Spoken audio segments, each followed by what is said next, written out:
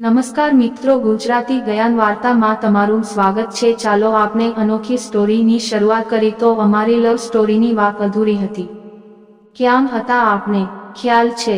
ચાલો હવે એના માટે આગલું પ્રકરણ ઉથલાવવાની જરૂર નથી, હું જ કહી દઉં છું। એ દિવસે એની એક્ઝામ હતી। એ એના પરીક્ષા ખંડ સુધી પહોંચવામાં મોડી પડી રહી હતી અને એ પરીક્ષા ખંડમાં સમયસર પહોંચે એના માટે મેં યુટર્ન લઈને એને લિફ્ટ આપી હતી। પછી કાર પૂરપાટ હંકારીને હું એને સમયસર ક્લાસરૂમ સુધી મૂકી આવ્યો। પણ મને ઝાટકો ત્યારે લાગ્યો જ્યારે એ મારી કારમાંથી ઉતરી ત્યારે એને મને થેન્ક યુ સુદ્ધા નહીં કહ્યું। આ ઘટનાને લીધે છોકરીઓ પ્રત્યેના મારા ગુસ્સામાં ઓર વધારો થયો અને તે દિવસથી મેં નક્કી કરેલું કે હવે છોકરીઓને લિફ્ટ તો શું આપું પણ એમના તરફ નજર સુદ્ધા નહીં કરું। પછી તો હું મારા મિત્રો, મારા અભ્યાસ અને મારા કામમાં વ્યસ્ત થઈ ગયો। એ છોકરીવાળી ઘટના હું સદંતર ભૂલી ગયેલો। બીજી તરફ મારી પરીક્ષા નજીક હતી એટલે રોજ રાત્રે હું મોડે સુધી વાંચતો। એવામાં રાત્રે 12 વાગ્યે મારા પર વોટ્સએપ આવ્યો। મને એમ કે મારા કોઈ મિત્રનો ફાલતુ ફોરવર્ડ મેસેજ હશે, એટલે મેં મેસેજ અવોઇડ કર્યો અને વાંચવાનું ચાલુ રાખ્યું। અડધા પોણા કલાક પછી મારી આંખ ઘેરાવા લાગી ત્યારે મેં વાંચવાનું માંડી વાળ્યું અને મારા મોબાઈલ લઈને મેં બેડમાં લંબાવ્યું। સૂતા પહેલા આમ પણ મોબાઈલ મચેડવાની આદત હતી એટલે મેં વોટ્સએપ ચેક કર્યું તો એક અનનોન નંબર પરથી મારા પર વોટ્સએપ આવ્યો હતો, જેમાં લખ્યું હતું કે સોરી, એ દિવસે હું ગાડીમાંથી ઉતરીને ભાગી ગયેલી, પણ એ દિવસે મારી સાથે એક બે ઘટનાઓ બહુ ખરાબ બનેલી, જેના કારણે હું ફફડી ઉઠેલી અને હું સાંભાન ભૂલી ગયેલી। અધૂરામાં પૂરું એ દિવસે મારું સૌથી ભારે પેપર હતું એટલે મારા ફફડાટનો પાર ન હતો, પરંતુ તમે મને છેલ્લી ક્ષણે મદદ કરીને મારા પર ઘણો મોટો ઉપકાર કર્યો છે, જે બદલ હું તમારો આભાર માનું છું અને મારા ખરાબ વર્તન માટે હું તમારી માફી પણ માગું છું। સાથે એને નીચે નામ પણ લખ્યું હતું, રૂચા। જોકે એ રાત્રે મેં એ મેસેજને બહુ મહત્વ નહોતું આપ્યું કે ન તો એનો ઇટ્સ ઓકે નો ટૂંકો જવાબ આપેલો। ઊંઘ આવતી હતી એટલે એ દિવસે હું ઊંઘી ગયેલો, પણ સવારે ઉઠ્યો ત્યારે મને પહેલો વિચાર એ આવ્યો છે કે પેલી છોકરીના શબ્દોમાં સત્યનો રણકો તો સંભળાય છે અને કદાચ એ ખરેખર દિલગીર હશે એટલે જ એને મને મેસેજ પણ કર્યો છે, તો મારે પણ એને માનવતાની દૃષ્ટિએ એક રિપ્લે કરી દેવો જોઈએ। હું બેડમાંથી નીચે પગ મૂકું એ પહેલા મેં એનો મેસેજ ફરી વાંચ્યો અને એને લખ્યું કે વાંધો નહીં, ચાલ્યા કરે, ચિંતા નહીં કરવાની। મેં એનું ડીપી જોયું તો એને કોઈ નજીકના સગાના લગ્નમાં સાડી પહેરીને પડાવેલો ફોટો મૂક્યો હતો। મને એ ફોટો ગમ્યો। મેં એનો નંબર રૂચા કોમર્સ કોલેજ ના નામે સેવ કર્યો। થોડા સમય પછી એનો પણ એક સ્માઇલી સહિત થેન્ક્સનો મેસેજ આવ્યો। કોમર્સવાળાની પરીક્ષા પતી ગઈ હતી એટલે એનું તો વેકેશન પડી ગયેલું। બીજી તરફ અમારી પરીક્ષા શરૂ થવાને 4 દિવસની વાર હતી એટલે અમારું પણ રીડિંગ વેકેશન હતું, એટલે કોલેજમાં અમે આમને સામને થઈ શકીએ એની કોઈ ગુંજાઈશ ન હતી। પરંતુ સવારે 10 વાગ્યે એ ફરી મારા મનમાં ફરી વળી અને સાથે જ મને વિચાર આવ્યો કે એ મારો નંબર ક્યાંથી લાવી। જોકે એક જ કેમ્પસમાં ભણતા હોત તો એકબીજાના નંબર્સ મેળવવા એ કોઈ મોટી વાત નહોતી એટલે મેં એ વાત પર ઝાઝું વિચારવાનું ટાળ્યું।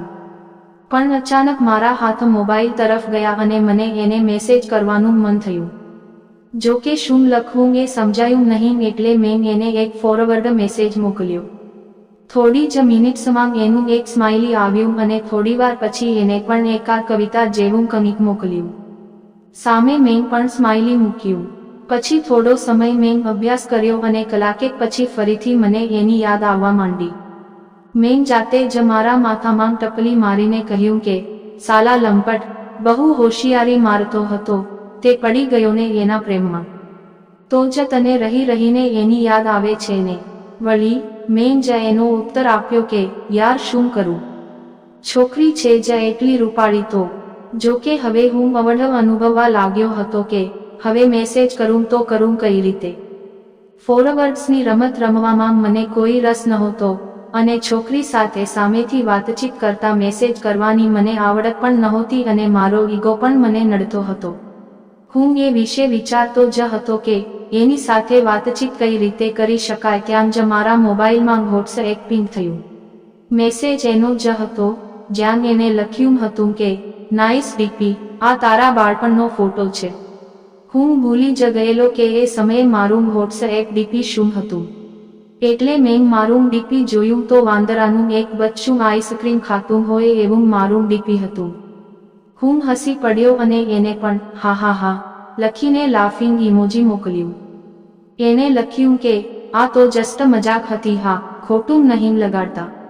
મેં લખ્યું ઇટ્સ ઓકે યાર, ડોન્ટ વરી, સમજુ છું હું.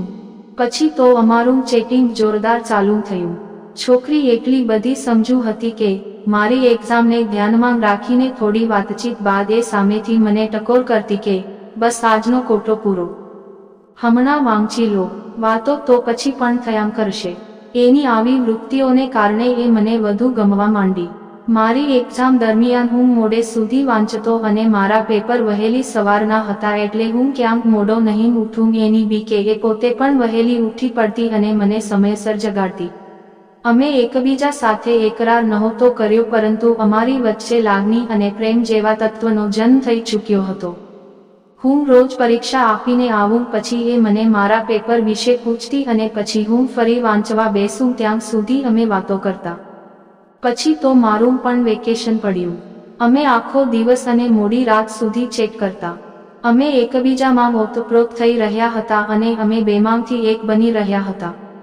એ ધીમે ધીમે મારો ઈગો ઓગાળી રહી હતી અને કોઈ પણ વાતે હું ગુસ્સે થઈ જાઉં કે હું કોઈને ગાળ દઈ બેસું તો એ મને પ્રેમથી સમજાવતી અને કોઈ પણ બાબતમાં પોતાનો વચ્ચે નહીં લાવવો એવું પણ શીખતી. એ મને શીખતી ગઈ અને હું શીખતો ગયો. એ મને બદલતી ગઈ, હું બદલાતો ગયો. સાચું કહું તો ધીમે ધીમે હું એ છોકરીના પ્રેમમાં ગળાડું થતો ગયો. હવે તો મને એક ક્ષણ પણ એના વિના નથી ચાલતું. કોલેજમાં કેન્ટીન સિવાય બીજે ક્યાંય નહીં ખાતો હું. કોલેજમાં રોજ એના ઘરેથી એ જે ટિફિન લાવે છે એ જ ખાઉં છું. હાલમાં અમે અમારું ગ્રેજ્યુએશન પૂરું કરીને માસ્ટર્સ કરી રહ્યા છીએ. અમારા ઘરે હજુ અમારી લવ સ્ટોરી વિશે ખબર નથી, પરંતુ અમને વિશ્વાસ છે કે અમારા પ્રેમમાં કોઈ અડચણ આવે એમ નથી. આફ્ટરઓલ અમારો પ્રેમ બહુ શુદ્ધ છે. આ હતી અમારી વાર્તા. આવી વાર્તા સાંભળવા માટે ચેનલને સબસ્ક્રાઇબ અને વિડીયો લાઇક કરજો મિત્રો. ધન્યવાદ.